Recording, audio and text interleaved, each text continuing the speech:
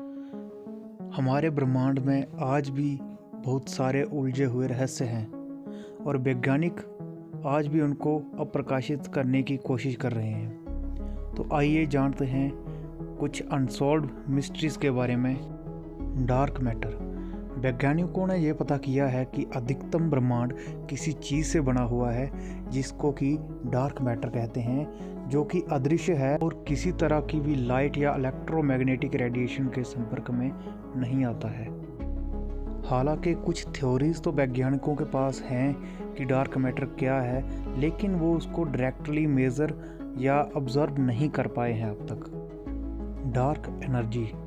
Dark matter के साथ साथ ही वैज्ञानिकों ने ये भी पाया है कि हमारा ब्रह्मांड बहुत तेज़ी से एक्सपैंड हो रहा है और इस एक्सपेंशन के पीछे एक रहस्यमयी ताकत है जिसको कि डार्क एनर्जी बोलते हैं।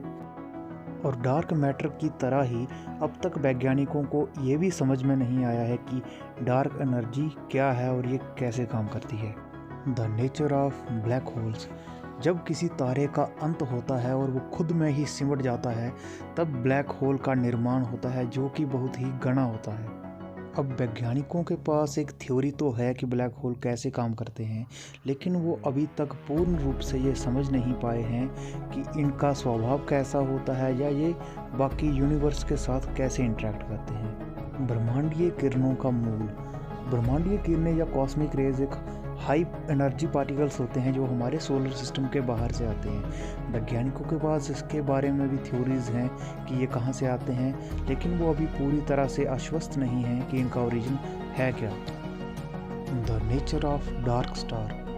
अब डार्क स्टार काल्पनिक तारे हैं जो कि डार्क मैटर के बने होते हैं।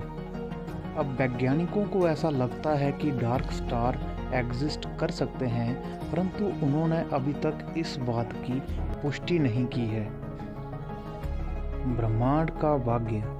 वैज्ञानिक अभी तक ब्रह्मांड के भाग्यों को लेकर अनिश्चित हैं। यहाँ के कुछ थ्योरीज हैं कि ब्रह्मांड लगातार एक्सपैंड होता रहेगा और कुछ प्रेडिक्शन ऐसी भी हैं जो कहती हैं कि ब्रह्मांड खुद में ही विलीन होकर समाप्त हो जाएगा।